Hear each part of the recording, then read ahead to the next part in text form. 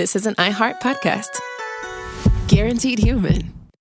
You're listening to a podcast, so you're doing something else too, like maybe scrolling home listings on Redfin, saving places you like without thinking you'll get them, because that's what house hunting has become. But Redfin isn't built for endless browsing. It's built to help you find and own a home. Redfin agents close twice as many deals as other agents, which means when you find a place you love, you've got a real shot at getting it. Redfin helps turn saved listings into real addresses. Get started at redfin.com. Own the dream. Studies show that 100% of everybody in the world wants to curl up indoors and do nothing because it's so darn cold out there. That's why many people are turning to Bombas, whose pillowy plush slippers and warm merino wool socks have been said to be the most comfortable in the history of feet. Bombas products have been found to boost coziness by up to 1,000,000%. Okay, enough fake statistics, but could Bombas socks and slippers really be the cure? Go to bombas.com/audio and use code AUDIO for 20% off your first purchase. That's BOMBAS.com and use code AUDIO. Hey, this is U.S. Olympic gold medalist Tara Davis Woodhull. And I'm U.S. Paralympic gold medalist Hunter Woodhull. As athletes, our lives are about having a clear path. And a team that you can absolutely trust. So when it came to getting the best mortgage, we chose PennyMac. PennyMac is proud to be the official mortgage provider of Team USA and you. Learn more at pennymac.com. PennyMac Loan Services, LLC, Equal Housing Lender, NMLS ID 35953. Licensed by the Department of Financial Protection and Innovation under the California Residential Mortgage Lending Act. Conditions and restrictions may apply. Support for the show comes from Public, the investing platform for those who take it seriously. On Public, you can build a multi-asset portfolio of stocks, bonds, options, crypto, and now generated assets, which allow you to turn any idea into an investable index with AI. It all starts with your prompt. From renewable energy companies with high free cash flow to semiconductor suppliers growing revenue over 20% year over year. You can literally type any prompt and put the AI to work. It screens thousands of stocks, builds a one-of-a-kind index, and lets you backtest it against the S&P 500. Then you can invest in a few clicks. Generated assets are like ETFs with infinite possibilities, completely customizable and based on your thesis, not someone else's. Go to public.com/podcast and earn an uncapped 1% bonus when you transfer your portfolio. That's public.com/podcast. Paid for by Public Investing. Brokerage services by Open to the Public Investing Inc. Member FINRA and SIPC. Advisory services by Public Advisors LLC, SEC registered advisor. Generated assets is an interactive analysis tool. Output is for informational purposes only and is not an investment recommendation or advice. Complete disclosures available at public.com/disclosures. Podcasts. This is Robert Evans, and that was the introduction for Behind the Bastards, which is a podcast, which is why I said the word podcasts. Today with me, in the room that is a digital room and not a physical room because of the plague, is Mr. Billy Wayne Davis! Hey, everybody. Hey, Billy. How are you doing? How's your quarantine going? It's going pretty good. I'm exercising, raising 2 kids. Pretty good. Yeah, when I saw you last over Skype, you looked like normal Billy, and then suddenly this week you have a mustache and a headband. It's coming together. It's been an interesting quarantine week for you. I'm embracing it. Mm-hmm. You've got a kukri now, which is a special type of curved Nepalese blade. Very nice. Yes. I went with the Gerber to see if I liked it, and then now I'm going to go to Nepal and get one proper. Yeah, I have a Nepalese bladesmith that I can point you towards. This is a podcast about the worst people in all of history. And Billy, you and I have developed a couple of different niches for ourselves. We have a lot of niches. One of those niches is medical scammers. And this is not a medical scammer episode, because our other niche is weirdos from the South. And today we're going to talk about one of the South's great all-time famous weirdo bastards. Billy Wayne Davis, what do you know about Jim Bowie? I know the name. Do you know what I mean? Yeah. Like growing up in the South, you're just like, you hear it. I don't know what I don't know exactly what he did. You've probably heard of, I'm going to guess everybody listening to this has at least heard of a Bowie knife, which is a great kind of knife, one of my favorite knives. It's basically a small sword that is a dagger because we call it one instead of a small sword, with a specific kind of curved endpoint to the top of the blade. And it's great for hunting and skinning animals, and it's also great for waving around drunkenly at a house party if you're me and 19 years old. The one thing I know about him is the giant mutton. He had the horrifying facial hair. he had gigantic mutton chops, and he died at the Alamo. Now, I was a Texas boy, so in Texas school, you have a special class called Texas History, and every Texas kid learns a lot about Jim Bowie, and it's all wrong because they only teach you lies about Jim Bowie in Texas school. I know who Jim Bowie is. Yes. Sorry. Yeah. Sorry. Yes, I do. I just came back. It froze and everything came back, and then you said the Alamo, and I was like, immediately, oh, I know who this motherfucker is. Yes. Yeah. So Jim Bowie's a giant piece of shit because this is my show, but he's also like a frontier legend. Like he's one of those, he's like Davy Crockett or like Wild Bill Hickok. Like he's one of those like Wild West legends. So this is going to be a hoot of a tale. A hoot. And yeah, let's just get into it. Hoot. So James Bowie was born on March 10th in Logan County, Kentucky in 1796, probably. Because again, in Kentucky in 1796, nobody was super good at like birth certificates and the like. Sure. But that's a good guess as to when he was born. He's born 3 or 4 days ago. Yeah. Yeah, he came into the world sometime round about then. It was the year when we had that big flood on the river. Yeah. That's kind of how people talked about shit like that back then. So, his brother gives March 10th, 1796 as James Bowie's birth date. His older brother, John, gives that as the birth date. And John is kind of the source of a lot of our information on Jim Bowie's early life. But John and every other member of the Bowie family are liars and grifters and unreliable narrators. So we really take this all with a grain of salt. I know people like that, and they tell you they're liars, too. Like, hey, now I'm going to tell you the story, but keep in mind, I make a lot of stuff up. Yeah. Keep in mind, what with the moonshine, I can't keep much together about my own backstory. Yeah, the Bowie family's a bit like that, and they have financial motives for saying a bunch of fun shit about Jim Bowie. But I don't think they have much in the way of financial motives about lying about his birth date. So that's probably more or less accurate, at least as well as they could remember it.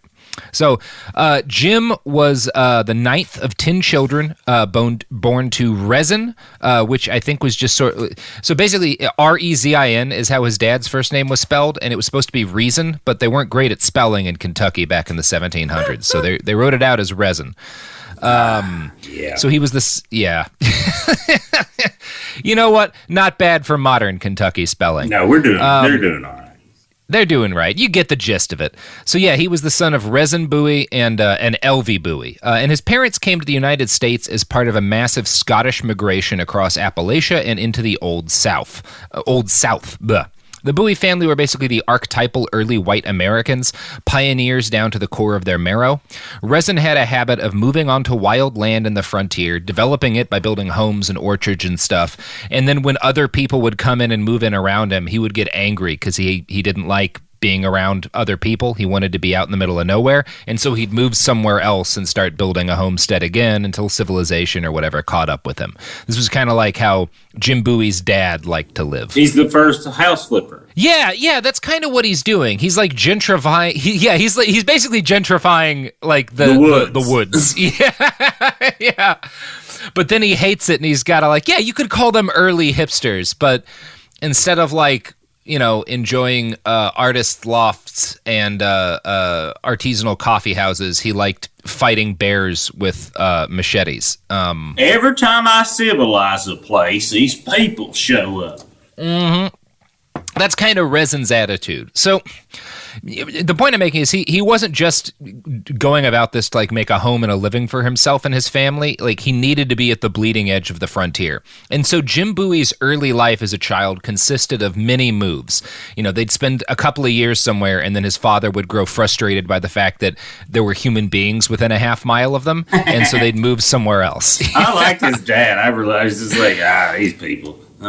There's a level of, even though all these people are, spoilers, slave owners and colonizers and monsters, there's a level of respect you have to anyone who is like, there's people within a mile of me, I'm going to go move out to the middle of nowhere with a hatchet and build another home. Like, yeah. Like they're tough. Yeah, I just keep thinking like, I'm not as stubborn as I thought. There's a TikTok, right? That's like where the wife comes in and is like, honey, we have to move. The neighbor said hi. And that's these people. Yeah. That's Rezin Bowie. Modern times, friends. Billy, what were you saying? I'm going to call you Bowie a couple of times in this, I'm certain. That's okay. I like it. I don't remember. Oh, good.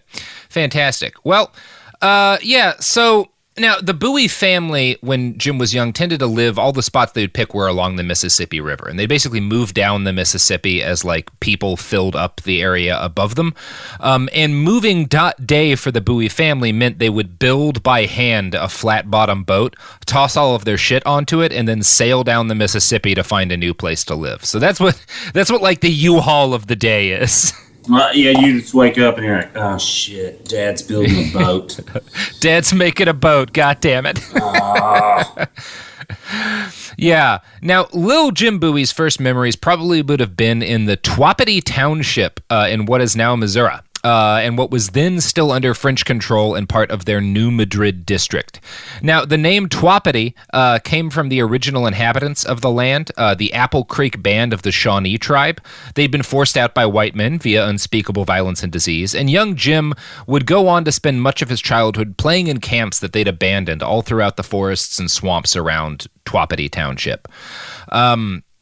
Now, his earliest memories from age 4 to 6 would have been pretty relaxed. Bowie family children weren't expected to work much at that age, and Jim would have spent much of his time relatively unsupervised in the middle of the woods. The Bowie men were, in general, given to spending a lot of time alone in the middle of nowhere. Jim's formal education would have been basically non-existent. His mother, Elvie, taught her children the alphabet, but that was about all she knew, so that was about all they learned. After 2 years in Twapity, it got too developed for resin, and the family moved. Now, during this time, much of the Southeast was still run and owned by France, and the French government saw Americans as an ally in their endless bloody war against English people, which is the only war that really matters, in my opinion. I agree. That's I agree. Yeah. Now, they were happy to allow Americans to settle in the Louisiana Territory, and they offered generous terms on land grants for them to do so. The Bowie family kept moving south, and by 1812, they'd staked out a claim on Bayou Vermilion in the Attakapas parish just south of Opelousas. They got into the timber cutting business, and by now, Jim was coming up into a young adult, so he was able to help the family business, as did all of his many brothers. The Bowie boys were close, and for most of his life, Jim Bowie's primary business partners would be his kin. He was raised with a love of exploration and constant motion, as well as an abiding appreciation for owning enslaved human beings. His grandfather had owned people, as had his father. The Bowies weren't rich, but they did not have large fields full of enslaved people, but they kept small families of field hands enslaved to help them with their work. And I'm going to read a quote now from the book, 3 Roads to the Alamo, that describes sort of how slavery was practiced within the Bowie family. It's going to sound like it's making a different point than it is at first, but just listen to the whole quote. Typically for land owned by small farmer slaveholders, Bowie plantations enjoyed benign, even familial relations between blacks and whites. They certainly were for Uncle Reza, who never married but who fathered a son named James by a slave mistress sometime around 1790, and thereafter openly acknowledged him, gave him his freedom and the family name, and brought him to Louisiana with the rest of the clan. The black James Bowie remained in Catahoula while the rest moved south. For years to come, he steadily did land and loan business with both Johns, senior and junior, even buying and selling slaves himself, and achieved some minor position in the community near Sicily Island. Wherever Bowie blood flowed, clan loyalty followed. In later years, the family remembered as well stories of Resin's young James's closeness to an old slave woman named Mandy, of the little kindnesses he did for her, and of the advice she passed on to the boy. There was never any question that the Bowie slaves were property, though, and with the exception of a few favorites like old Mandy, they were usually sold with the land whenever a Bowie moved on. So, you've got a really complicated relationship with slaves here, to the point where some of the Bowie men have children with their slaves, and those children are seen as Bowies and are generally live lives as freed people.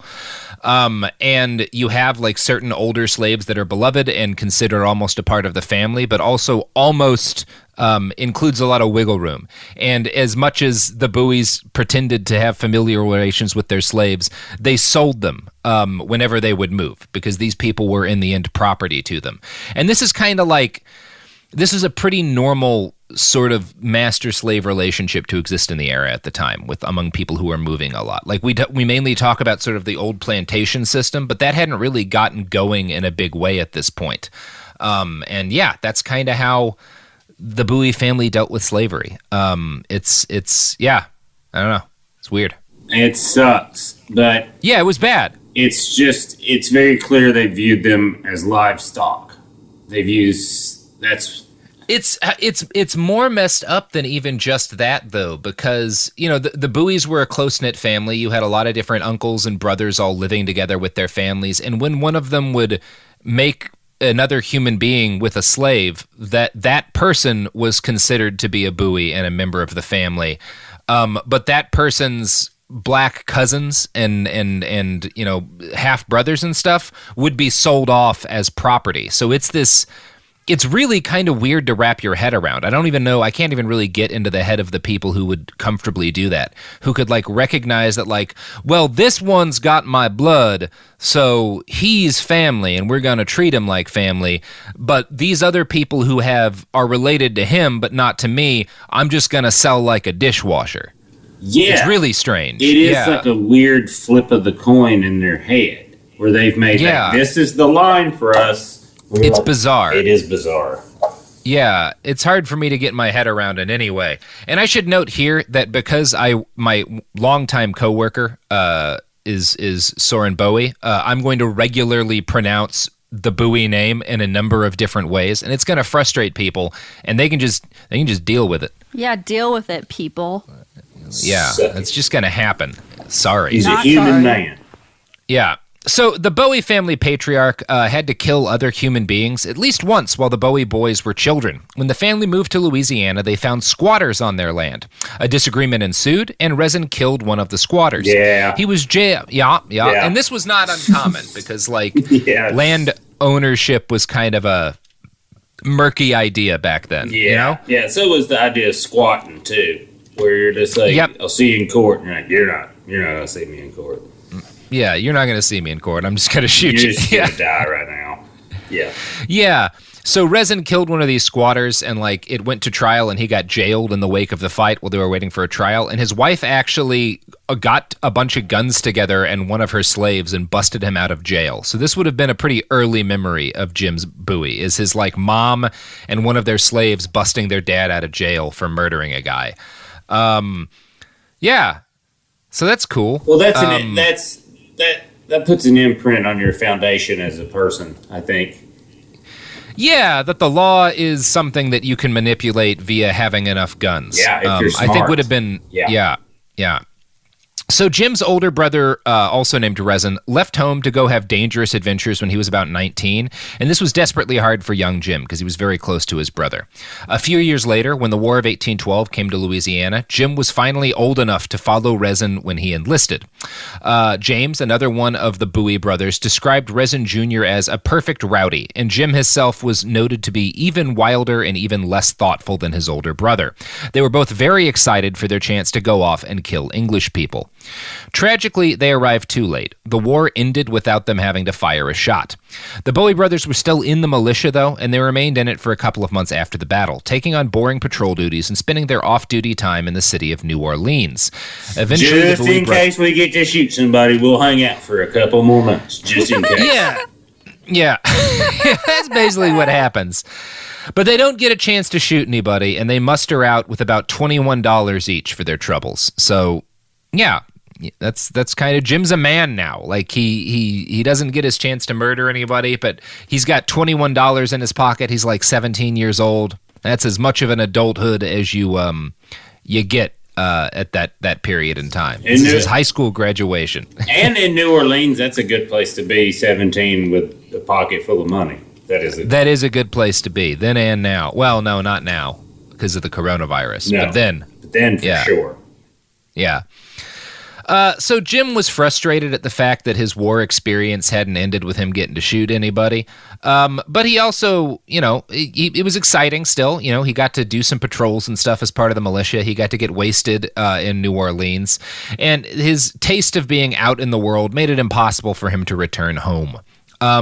So he took to the same basic tactic as the men his father had murdered a couple of years back and started squatting on a patch of land above Bayou Boeuf in Opelousas. James Bowie, Jim's older brother, and I'm sorry, the Bowie names are all very complicated because there's multiple Jameses and multiple Resins and Johns. It's very frustrated. We forgot what we named the other one and we named him the same one. It happens.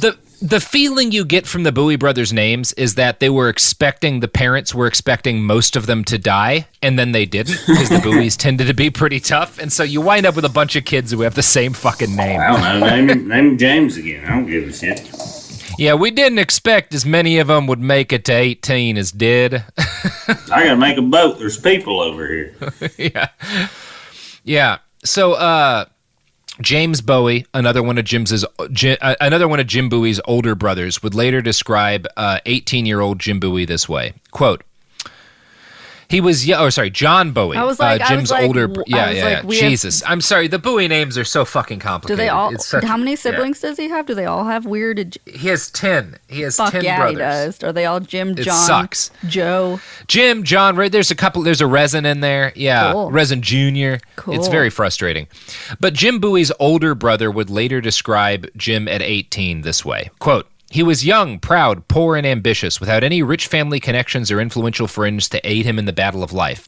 After reaching the age of maturity, he was a stout, rather raw-boned man of 6 feet height, weighed 180 pounds, and about as well-made as any man I ever saw. His hair was light-colored, not quite red. His eyes were gray, rather deep-set in his head, very keen and penetrating in their glance. His complexion was fair, his cheekbones rather high. Taken together, he was a manly, fine-looking person, and by many of the fair ones he was called handsome. The fair ones are women. He was possessed of an open and his brother a little bit too. Yeah, and his brother a little bit. Yeah, you know, you get the idea that maybe some Bowie brothers got up to some things. They were in French country. It wasn't weird. A good-looking brother I got right there. Mm-hmm. Yeah, I got some sexy brothers, and I know from sexy brothers. He was possessed of an open, frank disposition, with a rather good temper, unless aroused by some insult, when the displays of his anger were terrible and frequently terminated in some tragical scene. So he was a friendly guy unless he got angry, in which case he got really violent. That's it. Like, he had a pretty fair temper unless you made him mad. That's what he just said. It was just like, that's literally what he's saying. Yeah. Oh, I forgot you just learned the alphabet. I forgot about it. Yeah, that's your only education. He was never known to abuse a conquered enemy or to impose upon the weak and defenseless. A man of very strong social feelings, he loved his friends with all the ardor of youth and hated his enemies and their friends with all the rancor of the Indian. He was social and plain with all men, fond of music and the amusements of the day, and would take a glass in a merry mood to drive dull care away, but seldom allowed it to steal away his brains or transform him into a beast. This is what his brother claims, and a lot of it's lies, because he was a famous drunk. But yeah, that's how his older brother described him at 18. Now, by any accounts, Jim Bowie was a pretty good frontiersman. He squatted on land, chopped and sold cypress wood, which he sawed down in the planks and then floated down by the river into town. He also hunted a great deal. And his brother John wrote that he developed a particularly painful way of hunting bears. Quote, in the summer season, when the bears were constantly ravaging little patches of green corn of the early settlers, he adopted the following novel plan to entrap them. After finding a place where they usually enter the field, he would find like a tree stump that was kind of hollow on the inside, and he'd fill the inside of the stump with spikes that were facing inward, and then he'd pour honey into the stump. And so the bear would stick its snout in the stump to get honey, and then as it pulled its head out, the spikes would gouge into its face, and so its head would be trapped inside the log, like with iron spikes gouged into its mouth. And then while the bear was like in horrible agony trying to free itself and blinded because its head's stuck in a stump, he would just shoot it in the head. Great. I feel like he went a step barbaric for that, but you know, it's different times, I guess. So yeah, that's the kind of hunter Jim is. He's a cunning man and good at surviving, but also clearly not against horrific cruelty. Even among sort of the ways you hear about people trapping, that's pretty rough. Yeah. Yeah. So he was very successful at living on the frontier, and he made enough money that after 2 years living this way, he'd saved up $300 to use as a down payment on the land he'd been squatting on. And he had enough left over from that nest egg after he bought the land to buy some human beings, a family of 4 that he purchased on credit from his father. Over the next couple of years, Jim Bowie used their unpaid labor and very questionable credit math to work out a series of loans and deferred payments for 3 more parcels of land. Now, these were days in which no one had much hard currency, and most deals relied heavily on the amount of personal trust the loanee was able to gain from whoever issued the loan. It wasn't like today where you actually had to have the money one way or the other, if you got like a bank to front it to you. Like a lot of loans were based on like, you're a trustworthy guy. And Jim Bowie was good, initially at least, at convincing people that he was worth taking a risk on. Before long, using only his own elbow grease and the uncompensated labor of 4 enslaved people, Jim was able to turn these 4 plots of land into a productive and valuable piece of property. He would eventually sell it for significantly more than he paid for it. What Jim succeeded with was essentially the goal of the smartest pioneers. They were land speculators, looking to turn labor into real estate value and eventually get to the point where they could profit from investments without spending 3 years clearing timber. In the time when he wasn't working, Jim Bowie was sociable. As 3 Roads to the Alamo notes, society was important to James Bowie. He loved company, and his open, frank manner and even temper attracted others to him. He was also ambitious, and he knew it to be in his interest to cultivate friendships with what John Bowie called the better class of people. And there, on rare occasion, when there were too many glasses and the merriment turned to harsh words, his other side might emerge. He would not abide an insult. When enraged, James Bowie became entirely single-minded in his determination to vent his anger on a foe. What observers took for fearlessness was as much an entire forgetfulness of his own safety in the grips of his fury. He soon acquired a reputation as a man to both respect and fear. That's an elegant way to put that. Like, once he got drunk and you pissed him off, he would fight you till he couldn't fight you anymore. Yeah, it's this thing where, like, and this is like this constant state of realization as you like go over the stories of like frontier legends and Wild West heroes and stuff, that like, oh, if these people were around in 2020, you would call them violent drunks who commit murder when they get wasted. Like, yes. Like in there's like, he was a good friend and a dangerous enemy, which just means that like when he got drunk and he thought you had muttered something about him, he would just start shooting. Like, yeah, and that person, a good friend and a dangerous enemy, that shouldn't be the same person. Yeah. He shouldn't be your good friend and then in the same day also be your worst enemy. That's not a good dude. Yeah, he got pissed easily, especially when drinking, it was more of a romantic thing back then than I think we tend to consider it.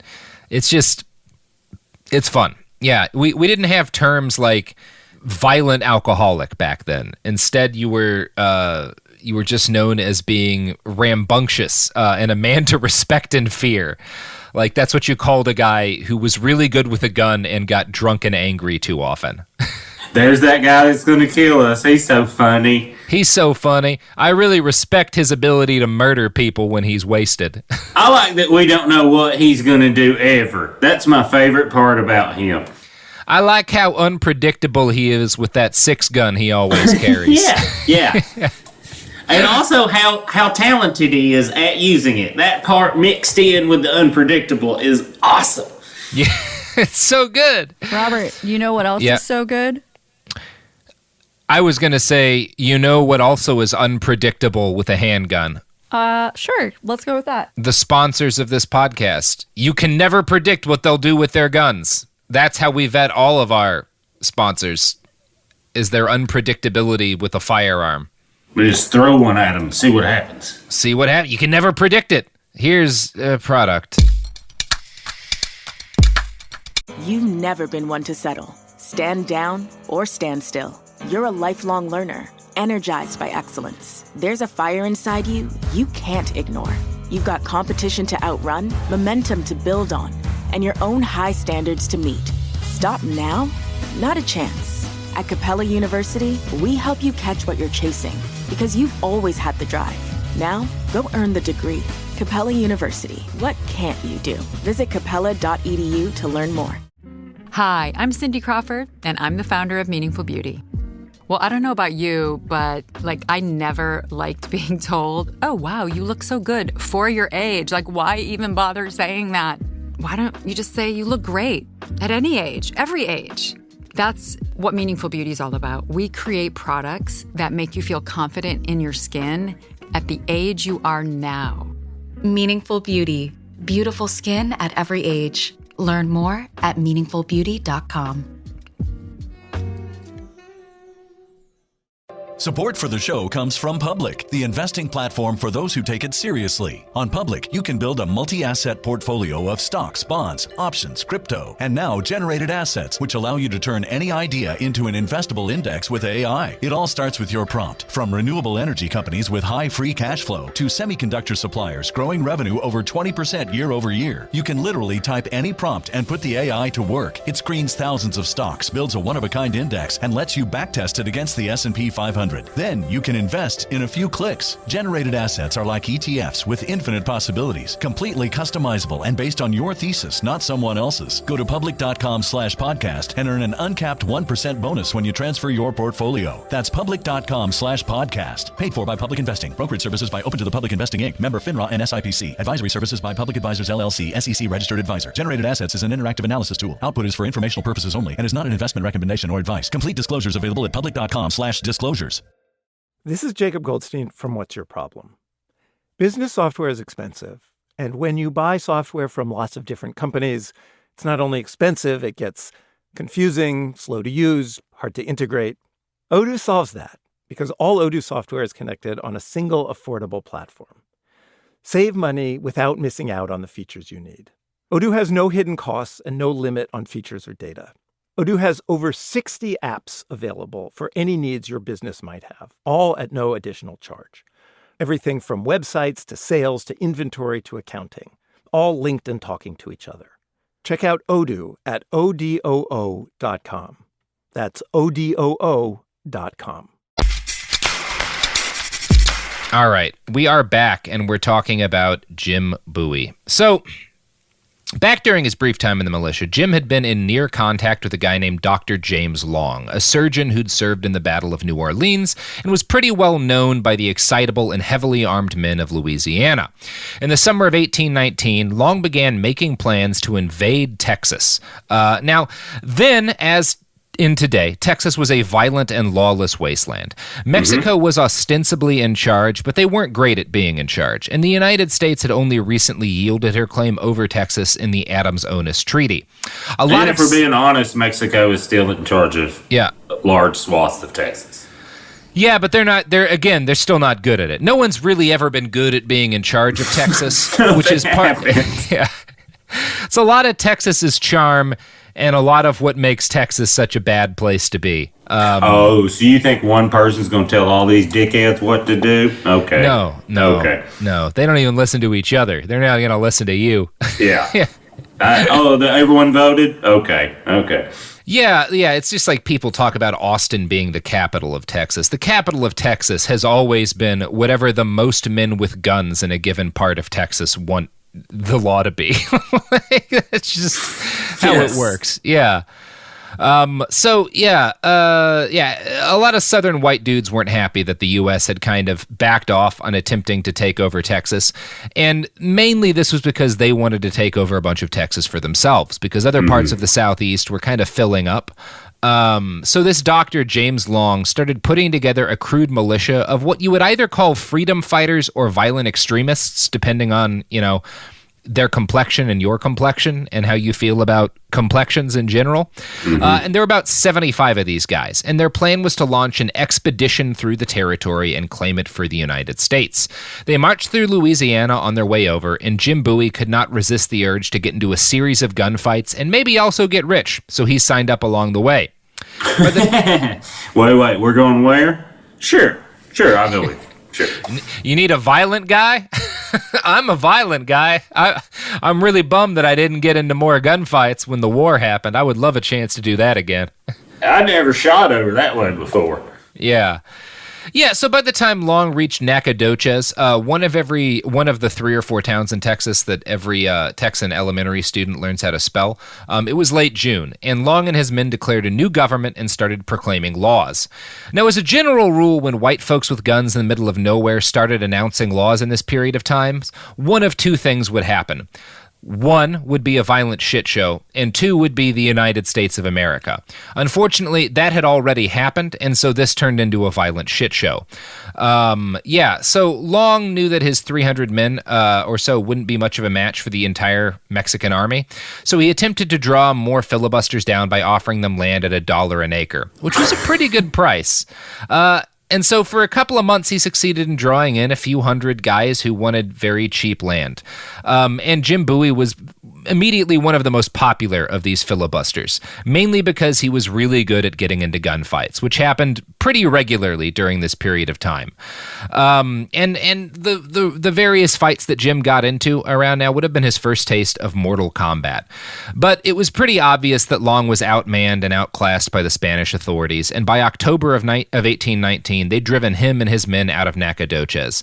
Within a month or so, the expedition was a shambles, and Jim Bowie fled back to Louisiana because he didn't really want to get his ass kicked. So we got into a couple of gunfights. He gets to have an adventure, but it doesn't really work out in the long run. I got fled out of Nacogdoches one time. Yeah, it's a rite of passage for every Texan. So Jim Bowie was a trailblazer in that.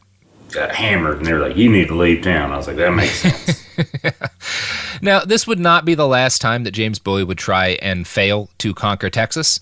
And thankfully, there were no consequences at this point for invading another nation's sovereign territory and trying to take over a part of it. Like, he and the other filibusters just kind of went back to Louisiana, and everything was fine. I like that. I mean, it's kind of like the Bundys. Yeah. Yeah, it is a little bit like that. Yeah, with more gunfire than occurred. With the Bundys. So, Jim would return home and kind of got together with his brothers John and Rezin, and they all kind of agreed that they were ready to make a whole big fucking pile of money. And in those days, as now, the best way to make a whole big fucking pile of money was to sell illegal and desirable products. Now, today, that means cocaine. In the early 1800s, it meant enslaved human beings. Slavery was obviously a big business and a big part of the economy of the South, but by 1819, most American slaves had been born in or around the United States because the federal government had banned Americans from buying African slaves about a decade earlier, in 1808. Now, some of this had been due to moral pressure to end the Atlantic slave trade, but it only happened because America's political leaders assumed that existing slaves would breed enough to, settle demand. But the massive growth of the plantation system in the South in this period surprised people, and before long, the demand for slaves in the Old South far outstripped the supply. This was obvious to guys like... Jesus Christ. What? That surprises you? No, but just to hear it. Yeah, I mean, there's no way. It's weird because these are human beings, and we should always talk about this as the crime that it was. But also, I think if you talk about it, I think it actually gets across how horrible it was when we do use terms like supply and demand and product, because that's how these people viewed them. Jim Bowie was looking at the fact that, slaves aren't having enough babies to meet for the demand, so someone needs to bring in more people to enslave. He was looking at it the same way that today we're there's not enough toilet paper, we need to manufacture more toilet paper. That's how they thought about human beings who were enslaved at this point in time, and that's important to keep in mind. Or he thought about it hey, there's not enough prisoners in my prison for the stockholders to make money. Yeah, he would have owned a private prison, or at least invested in one, if he'd lived in the modern day. But he didn't, and so he got up to what I can only call a slave trading con. Wow. So, yeah, this is a complicated business. So I have to explain some peculiarities of Louisiana law first. So slave smuggling was a big business, and because the state was fundamentally racist, it had no desire to, the state didn't want people smuggling slaves, right? It had to try to stop that. It had to arrest slave smugglers, and it had to confiscate the smuggled slaves. But those smuggled slaves were still property. So when illicit slave traders were caught bringing African slaves illegally into the United States, those slaves were not freed, and they sure as shit weren't returned home. Instead, they were auctioned off by the government for profit. This meant captured smuggled slaves were super profitable for the government because if you captured a bunch of slaves, you just made a shitload of money as the government. So the government had a real interest in actually people telling them where contraband enslaved human beings were. So they would pay a bounty on people who could turn in who could point out like, hey, there's a bunch of contraband slaves here. Such helpful citizens received a percentage of the sale price of the slaves as a reward. Are you seeing how this system could be gamed yet? Yeah. Mm-hmm. So all this brings me to the story of Jean Lafitte, a French pirate who spent half of his year robbing and raping and stealing whole ships full of booty on the Spanish Main, and half of his year hanging out in a fortified compound called Snake Island near Galveston, which is objectively cool. It is cool to be a pirate with, yeah. There's like a couple things that you shouldn't have done, but everything else sounds awesome. Yeah, snake pirate with living on Snake Island, that's cool as hell. Like, I mean, it's awful that he's trading in enslaved human beings, but Snake Island, you know? Mm-hmm. Yeah. Yeah. So, he would sell stolen goods from his base in Snake Island. And throughout 1818 and 1819, Lafitte and his pirates were particularly successful in stealing shiploads of enslaved people bound for South America. And Lafitte's barracks on Snake Island soon held more than 600 of these people. Now... Can I just make a terrible joke? Just like one of his other pirates, like scratching his head on the island, like, this place used to be a lot more fun. It sounds like all he cares about is money now. This is like not what I had in mind when I signed up. It used to just be about the pillaging. Yes, exactly. So... around this same time, Jim Bowie had developed a bit of a reputation in this area as a rough customer and an exciting guy. He was a land speculator, but he also made cash as a roper and a tamer of wild horses and as an alligator writer. What? But do you understand, like, everyone around this time was a rough character. So for everyone else to be like, that guy's he's crazy. The average person in like the southeast, southwest in this period of time who could make it to 20 would have just wiped the floor with any given MMA fighter today, largely because they would have immediately pulled a knife. Yeah. Well, you said, I thought we was fighting. This is a fight. I just stabbed him. That's how we fight. He did. He didn't stab me back. I don't understand it. He's dumb. That guy was dumb. Kept trying to punch me. So Jim Bowie was like really popular among like the whole area around Snake Island because he was just this tough dude who would ride alligators and shit, who tried to invade Texas. He was seen as kind of a cool guy. So James, his popularity eventually brings him into conversation with Jean Lafitte, and the two became instant friends because they were both dangerous sociopaths. And eventually the pirate let Jim in on a little secret. He had a shitload of slaves, but a lot of them were sick, and so he just couldn't sell them. And he wasn't allowed to legally sell any of them in the United States because they were all from Africa. Now, at this point in time, a healthy slave went for about $1 a pound, which is how Jean Lafitte sold human beings. But again, these sick ones were unsellable. So Bowie came to visit Lafitte on Snake Island and took a look at his inventory. And he returned from the trip, got together with his brothers, and together they launched a plan. So John Bowie, who was part of this plan, would later write, quote, "We first purchased 40 Negroes from Lafitte at the rate of $1 per pound, or an average of $140 for each Negro. We bought them into the limits of the United States, delivered them to a custom house officer, and became the informers ourselves. The law gave the informer half the value of the Negroes, which were put up and sold by the United States Marshal, and we became the purchasers of the Negroes, took half as our reward for informing, and obtained the Marshal's sale for 40 Negroes, which entitled us to sell them within the United States.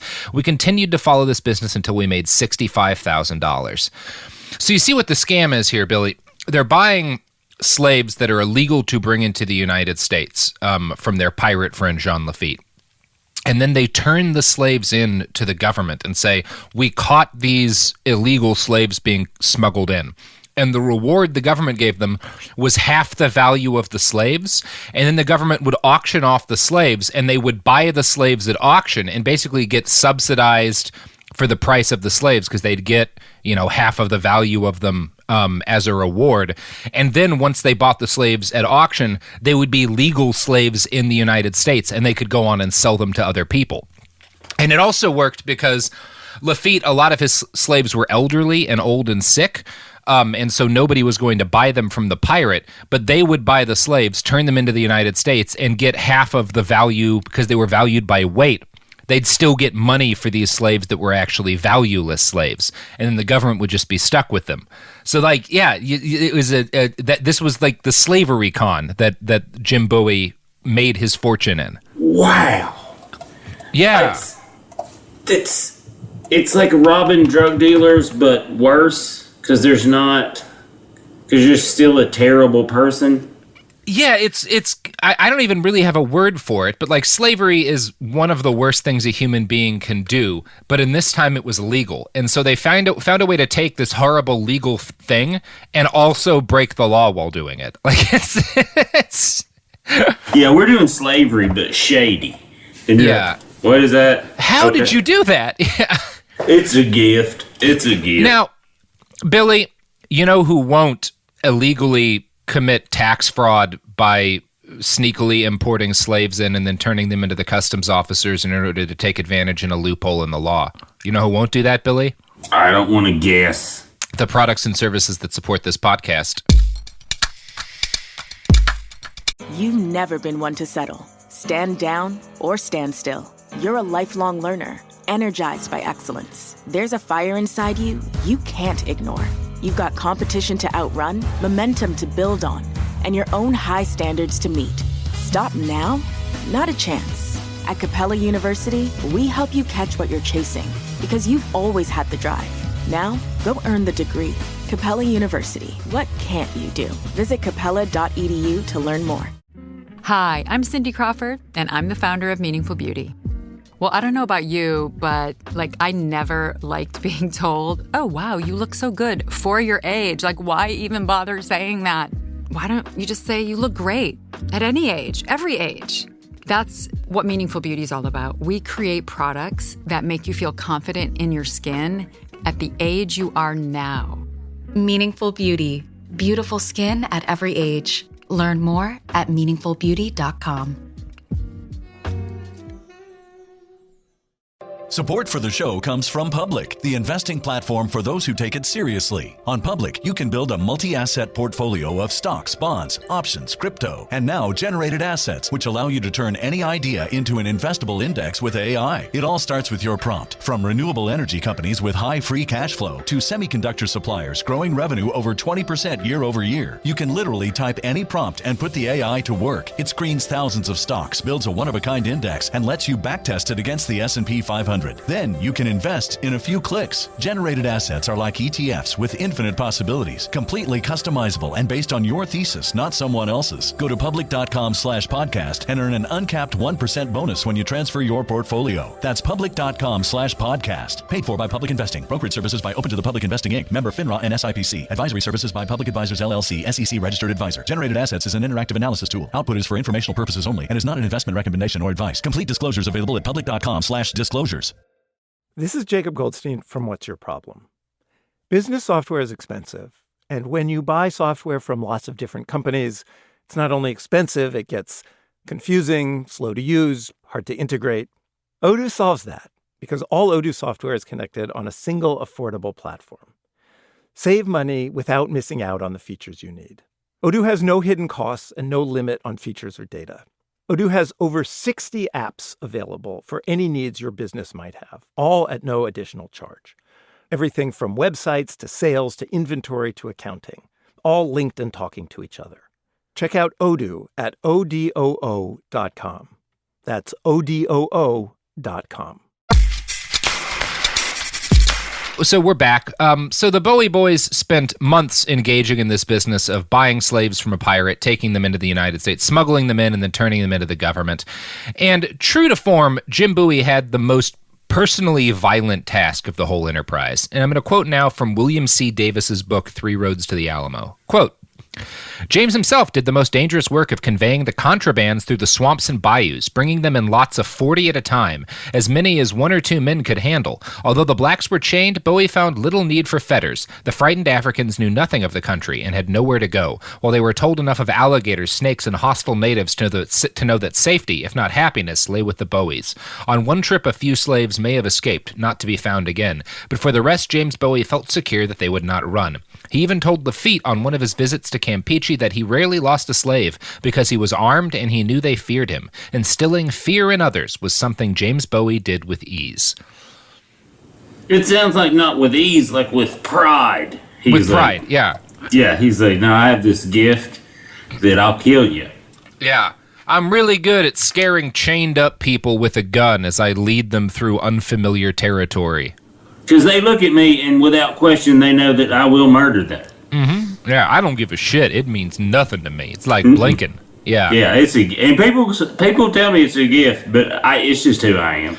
Now, James was very much taken with the slave smuggling business. He saw it as an easy way to make outsized profits while committing what he considered to be a victimless crime. The state made money, the pirate made money, and he made money. No one got harmed. Obviously, no one. Not a person. Not one human being got harmed. Yeah. Yeah. Now, one thing Jim Bowie was capable of doing was nursing a deep and abiding love for knives. Obviously, Bowie is most famous for the enormous blade that bears his name, which we'll be talking about in detail here. The Jim knife. Yep, the old Jim knife. Yep. You know the old saying, you got a Jim on your hip? Never go hiking without a Jim. Yeah. So, and I have to confess here that my Bowie knives are my favorite kind of knife. I love, there's nothing like having like a fucking 1.5 pound knife on your hip and just really fucking up a piece of wood or a severed skull of a cow, whatever you got to fuck up with a knife when you're hiking around in the middle of nowhere. A Bowie knife can do it. And I feel it's a shame that these solid knives have gotten tarnished by the name of this slave-owning monster. And this is the story of why. Because he did not invent the knife. Yeah, but I feel like he probably did it justice. He did. And we're going to talk about why his knife got famous here. So, the knife that he got famous for was initially a gift from his brother, probably. You'll hear a couple of different stories about how he got the first Bowie knife from a couple of different people, and it's not really important to get into each of the different stories in detail, but the details we can synthesize that they kind of all have in common boil down to Jim Bowie received a really fucking big knife, either as a gift or as a purchase he commissioned himself from a blacksmith, and it was made by a local Louisiana blacksmith to be significantly larger and heavier than most hunting knives of the era were. So he just gets an unusually large knife. Either his brother has it made for him or he pays a guy to make it, but he winds up with this huge fuck-off knife. Now, it's a hobbit sword. I got a hobbit sword. It is a hobbit sword, yeah. And his brother John would later claim that he'd bought the knife for Jim, and John had significant financial motivation to making this claim because the Bowie family got rich off of the fact that their name was attached to a famous kind of knife. And John also had a vested interest in making it seem as if his brother was like a knife-wielding prodigy, like an artist with a blade. And the reality is very different from that. Now, J. Frank Dobie, a historian who studied Bowie and produced a pretty fair biography of him in 1957, noted, Big Jim Bowie, in conveying smuggled slaves, armed himself with 3 or 4 knives so that he could transfix any captive who tried to break away. Jerking a knife out was easier than reloading a horse pistol at the muzzle. Both Jim and Resin could keep several knives moving in the air at the same time without allowing one to touch the ground. At 20 paces, either could send a knife clean through a small wooden target. So, that's probably untrue, but these are the kind of stories people started to tell about Jim Bowie, that he was like a master of the blade. And the reason that he got this reputation for being an artist with a knife is because of something that happened in 1827, the infamous sandbar fight. So, it's amazing to me because a lot of people get stabbed to death in fights even today. And nobody cares about those fights, and they're kind of written down as like the result of thugs and criminals just having access to knives. But when a bunch of white dudes stab each other to death, this is what happens. Yeah. Well, on a sandbar, Yeah, on a sandbar. So it's good to know that people have always been doing nonsense on sandbars in the Gulf of Mexico. Yeah, and this sandbar, we'll talk about this sandbar. So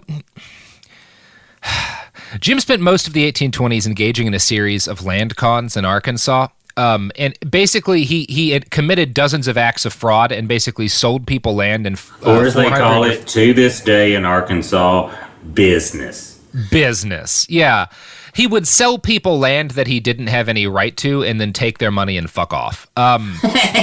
This is... I'm not too mad at that. Yeah. That's funny. He did that for decades. Like, as a general rule, if you're wondering what Jim Bowie was doing during a period of his life where we don't have a lot of detail, he was scamming people into buying land he didn't own. So he did this a bunch in Arkansas, and it pissed off a lot of people. And he also, like, the only way he was able to get away with it is that he relied heavily on banks to lend him the credit to do land speculation. And at one point in the late 1820s, he was infuriated to find that the sheriff of a nearby parish had basically put in a bad word against him and stopped the bank from giving him a loan that he needed to continue his cons. So he got into an argument with the person who'd put with that sheriff, and they got into a fight on the street. And the sheriff, a guy named Norris Wright, shot at Jim Bowie and only failed to kill him because the bullet hit a silver dollar in Bowie's pocket. Jim fired back, but his pistol misfired, and so he charged Norris Wright to try to beat him to death with his bare hands. But his friends intervened and stopped the whole thing from ending in murder, and that really pissed Jim off. And he promised after that point that he would never be caught without an enormous knife on his body, so that if that happened again and his gun misfired, he could just stab a guy to death and maybe stab his friends to death for trying to stop him from stabbing a guy to death. No, for sure stab his friends, because those aren't his friends anymore. Yeah. So...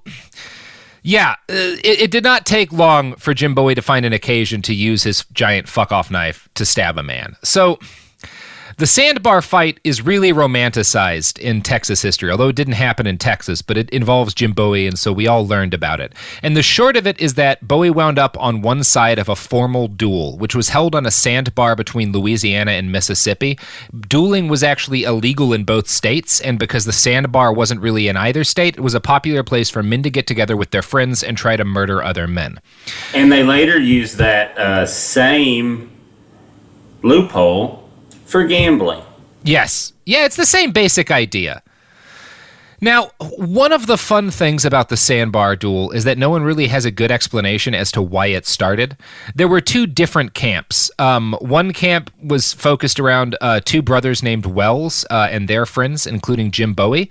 And on the other side was a guy named Robert Crane, a doctor named Thomas Maddox, and Bowie's old enemy, Norris Wright. Now, all of these people had beef with each other for a bunch of reasons, ranging from business disputes to allegations of voter fraud, and mainly they just didn't like each other. William C. Davis writes that, quote, chances were that by late summer of 1827, none of them knew the true origins of their feud. So it's just a bunch of men who hate each other, and they agree to meet up at the sandbar. Well, it's okay to try to murder each other. So they meet up there in the summer of 1827. I'm not against any of this at this point, if I'm being honest. No. This is all. It sounds like everyone's willing to meet at the sandbar, so you're like, well, I'm going to be on the bank and I'm going to watch. This is the only victimless crime that we've run into so far. Yes, it is. Who gives a shit? And these are all probably monsters. These are all slave owners, all pieces. I don't care. Yeah. So all these guys meet up at the sandbar, and they exchange insults, and they waved guns at each other in the nearby city of Alexandria first. And so they all meet in the city near the sandbar first, and they wave guns and yell at each other. And it's kind of like a pro wrestling thing, right? They all get everyone around them fired up, and so the citizens in Alexandria realize, oh, there's a feud gonna be happening. And so when these guys meet up at the sandbar, yeah, that's exactly what this is. This is a fucking WWE match. And so when they meet up at the sandbar, hundreds of people surround the sandbar to watch this fight start. It was very, very silly. Is kind of the end summary of what happens. So eventually on July 26th, the two kind of ringleaders of both groups, Norris Wright and a guy named Hall, agree to have a gunfight on the sandbar, and 200 people show up to observe the fight. Fuck yeah, they did. Yes. Yeah. I would. But Norris Wright doesn't show up for the fight. Instead, he gathers a heavily armed posse and shows up near the site of the duel and like sends a representative in to say like, not ready to fight yet, but we're going to have a big fight in September. That's when we're going to do it. September. Arrgh! It's like a fucking... I can't get over how much like the fucking WWE this is. Yeah, so everybody kind of waits until the fall, and then the aggrieved... Everyone's like, all right, okay. Fall, we all come back in the fall, yeah. So the aggrieved parties all gather back at the sandbar on September 19th, 1827 to try to murder each other for reasons which, again, are completely unclear. It was very hard for me to, like... We don't have football yet, so this is what we're going to do. Boredom seems to be the main driver in all this. Now, officially, the duel was between Wells and Maddox this time, and everyone else was seconds, including Jim Bowie. But there was so much hatred between all the different men on both sides that the organizers of the duel started to worry it might turn into a gigantic bloody fight. And to avoid that, they limited each side to bringing 3 men onto the sandbar. So... Wells and Maddox face off at 10 paces, and because Wells was nearly blind, they had to be extra close. But it didn't matter that they were extra close. They're both terrible shots, and they both miss at fucking 10 feet away. And so the duel ends and nobody's hurt, and both men shake hands, and Wells and Maddox are actually, like, fine with this. They're like, now we can be friends again. We tried to shoot each other. Nobody died. This is great. And so, kind of like at the end of when a fucking children's baseball team finishes a game, like both sides convene together to shake hands, and this is where things go awry because the other friends who hadn't shot at each other are still really pissed and they start insulting each other, and an argument sparks up, and we don't know exactly what happens. There's different stories. One of them is that one of the Dr. Maddox, pulls out his gun and tries to shoot another guy and accidentally shoots Jim Bowie in the leg. Three Roads to the Alamo claims that the fight started when Jim Bowie and another man named Crane both drew their guns, and everyone else tried to calm them down, and then Crane shot at Bowie and missed him, and then Bowie fired back and missed Crane, and then Crane drew his second pistol and fired again and missed again, but hit one of Bowie's friends in the leg and severed an artery, and then Crane realized he'd fucked up and he ran like hell away, and so Jim Bowie drew his second pistol and fired while Crane was running, and he missed again because none of these guys are good at... I can't overemphasize how bad guns are in this period of time. Like, these men are all firing multiple shots from 10-foot distance, and they can't fucking hit. That's what I was going to say. It's like I don't think it's like a marksman problem. Yeah. It's a manufacturing issue. No, they're metal tubes with explosives and a ball in them. Like, guns are so shitty at this point in time. And yeah, none of these people can hit for shit. So Bowie misses with his second shot, and at this point he makes the wise decision to stop relying on his guns and go with an idiot-proof killing tool, the gigantic fuck-off knife that he had strapped to his hip. So roaring like a madman, he draws the knife and he charges into the crowd of his adversaries, because the guy who shot him ran back to his friends, and Bowie just rushes towards them wielding what is essentially a small sword. The survivors describe him as seeming like a tiger as he shouted out, "Crane, you have shot at me, and I will kill you if I can." So... It's still pretty proper. Pretty proper. So Crane panics, and he doesn't have a loaded gun, but he has an empty gun, and it weighs like 10 pounds, because guns are big back then. So he throws it at Bowie as Bowie's charging, and he hits him in the head, and seriously injures him, because it's, again, a heavy piece of metal that he's hit this guy in the face with. So if we wrote this, they would kick us out of the network. They'd be like, get out of here. This is famous for being one of the most badass fights of the Old West, and it reads like a fucking Benny Hill skit. So it does. He probably gives Bowie a concussion from this. Concussions weren't a thing back then, but he just based on the reports, he would this fucks Bowie up. Getting hit in the head with this gun really hurts him. No duh. Yeah, so he falls down to his knees as a result of getting hit in the face with this gun. And then Maddox, one of the duelists, the doctor who by some accounts had accidentally started the fight by accidentally shooting Bowie, but who knows, Dr. Maddox charges Bowie like just to like fist fight him, and Bowie throws him away, like just because tosses him. And so then Crane and their other friend Norris Wright, who is the guy who had a gunfight with Bowie months ago, charge in to try to deal with Bowie. And Wright draws another pistol and aims it at Bowie, who yells back at him, "You damned rascal, don't you shoot!" Just don't you dare shoot me, you rascal! You damned rascal. I like that.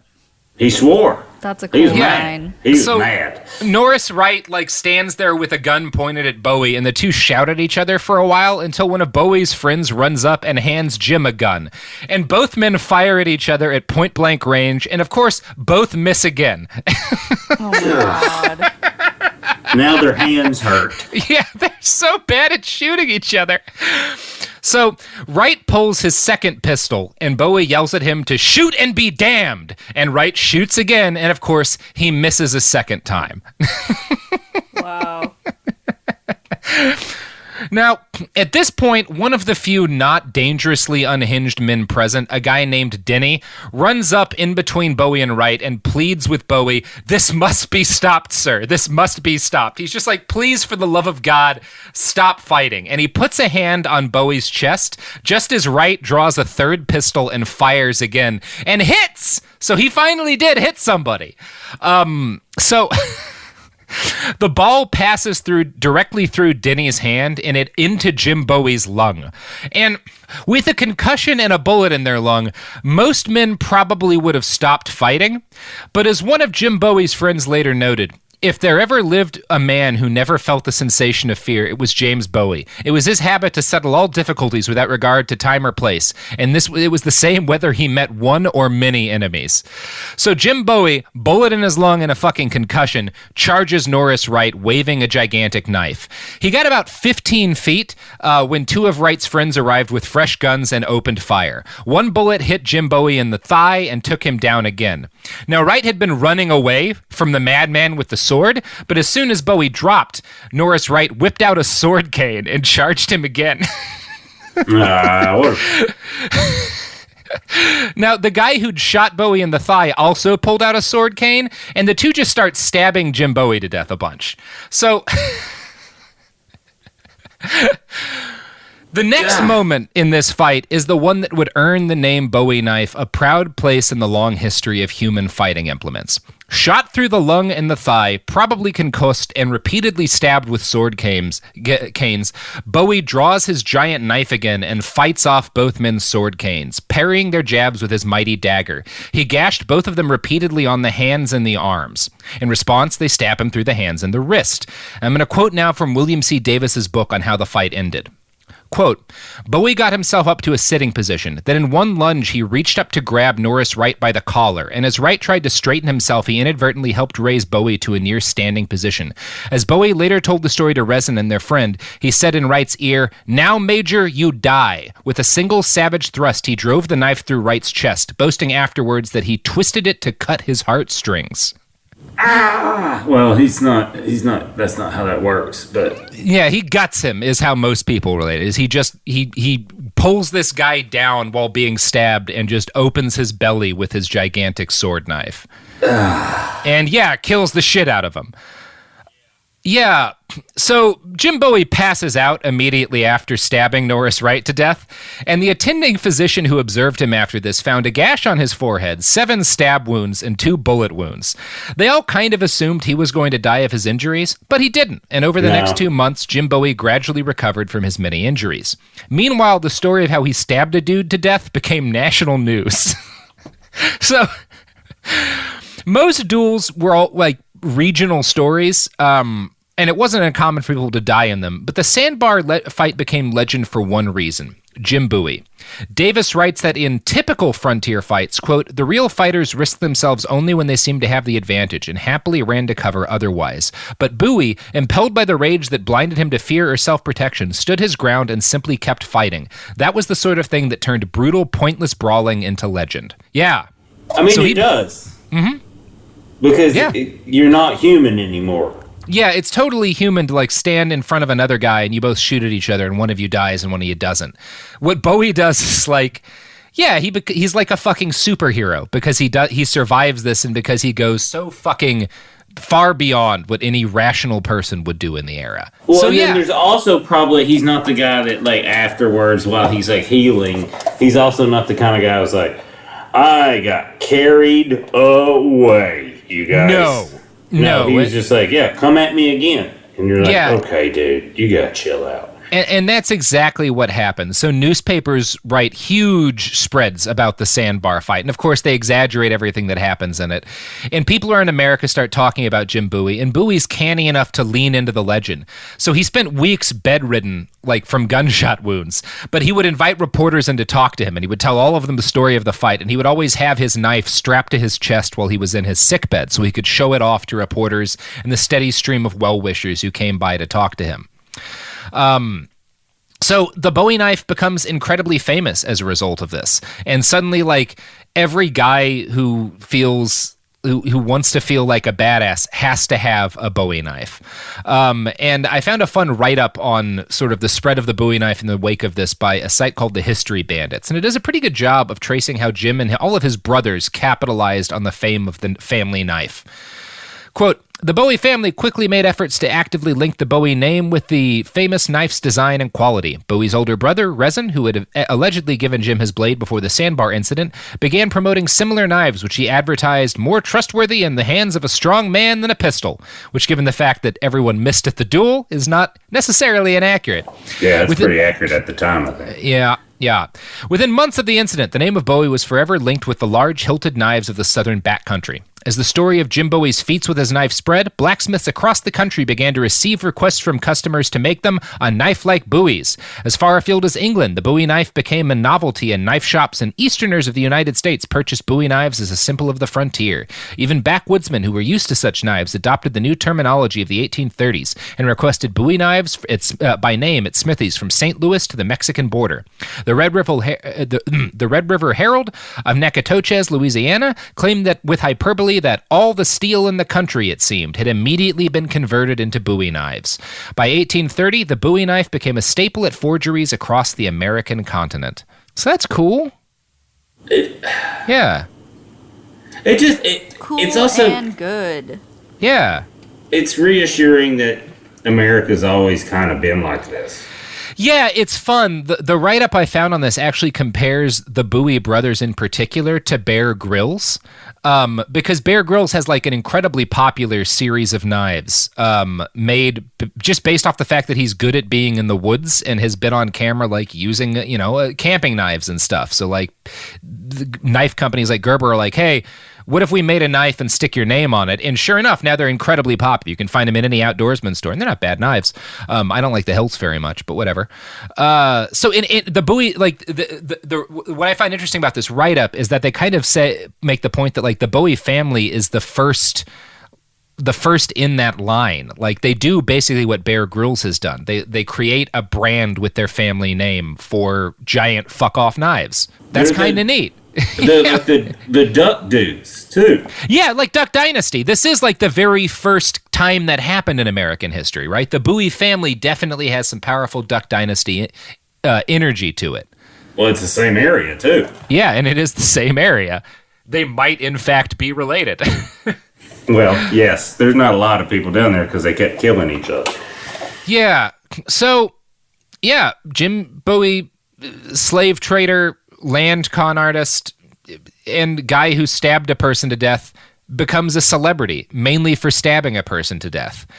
And we'll talk about what comes next and how he gets to the Alamo in part 2. But for right now, Billy, it's time for you to celebrate your own knife. What would a Billy knife be, Billy? It would probably just be like a form of the kukri. You would want it to be a kukri? Kind of like that. I'm enjoying the kukri. I like it a lot. Yeah, kukris are nice. I enjoy the feel of a kukri. If I was going to have a Robert knife, I would want it to be a knife that's too large to be wielded. I would like it to be like a hunting knife, but one that has to actually be mounted to the bed of a truck. Like, you know how they have technicals in the Middle East with machine guns in the back? I want that, but with a knife that you have to like drive at a target to stab it. You just want a bayonet for a Humvee. Yeah, I want a bayonet for, I more like a bayonet for an 18-wheeler. That's pretty cool. Yeah, that would be. I would like a Robert knife to be a knife that requires as much steel as a small skyscraper. That would be the legacy I'd like to have. That sounds we nice. Can, if they ever give us the TV show, we'd make that happen. We could make that happen. Yeah. All right. Well, if you want me to get my own branded knife, find Bear Grylls on Twitter and send him pictures. Send him your favorite Simpsons screen grab. Let's make it confusing for old Bear. And if you want to find us on the internet, you can find us at behindthebastards.com. You can find t-shirts on TeePublic, and I have a podcast called The Women's War that is about Rojava and does include a little bit about knives. So there we go. It's an optimistic podcast. It is optimistic. Also optimistic is my co-host today, Mr. Billy Wayne Davis. Billy, you want to tell the people where they can find you? Yes, at Billy Wayne Davis on Twitter and Instagram. If I ever start touring again, or we're allowed to, bwdtour.com. And then I have a podcast about the people that make up cannabis communities, and it's called Grown Local, and season 1 is based in Eugene, Oregon. Speaking of both the marijuana industry and Eugene, Oregon, a lot of people getting stabbed to death with large knives. Yeah. Definitely lots of that. Not in your podcast necessarily, just in the industry and in Eugene, Oregon. Yeah, and probably not even related. No. I mean, Oregon. Maybe. Yeah. All right, episode done. Wash your hands.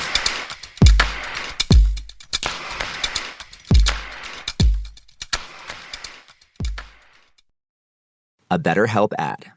We get it. February is full of flowers, candy, and, of course, lots of talk about relationships. It can feel like everyone else has it all together in their love lives. But the truth is, we're all still figuring it out. Whether you're working on your marriage, navigating the dating apps, or prioritizing staying single, no matter where you are, you're right on time. Therapy can help you find your way and take some of the pressure off yourself so you can determine what you want, what feels heavy, and how you can feel lighter. Just a little bit of outside perspective from a professional can lead to new understanding and a lot of progress. So the next time you're feeling iffy about your love life, try therapy with BetterHelp and see where it takes you. And remember, you're right on time. Visit BetterHelp.com for 10% off. That's BetterHelp.com. This is Jacob Goldstein from What's Your Problem? When you buy business software from lots of vendors, the costs add up and it gets complicated and confusing. Odoo solves this. It's a single company that sells a suite of enterprise apps that handles everything from accounting to inventory to sales. Odoo is all connected on a single platform in a simple and affordable way. You can save money without missing out on the features you need. Check out Odoo at odoo.com. That's odoo.com. Kids, pets, life, your sofa sees it all. But with a washable sofa, stains don't stand a chance. All of our sofa collections come with fully machine washable covers and cushions, making cleanup effortless. Liquid and stain-resistant fabrics provide extra protection against everyday messes. Plus, with modular designs, you can rearrange your sofa however you like. Perfect for growing families and changing spaces. Starting at just $699, it's time to upgrade to a stress-free, mess-proof sofa. Visit washablesofas.com today and save. Offers are subject to change and certain restrictions may apply. Pro drivers live for race day, but for small business owners, every day is race day. That's why going pro with Lenovo Pro matters. One-on-one advice, IT solutions, and customized hardware powered by Intel Core Ultra processors keep your business on the right track. Business goes pro with Lenovo Pro. Sign up for free at lenovo.com/pro. Lenovo. This is an iHeart podcast. Guaranteed Human.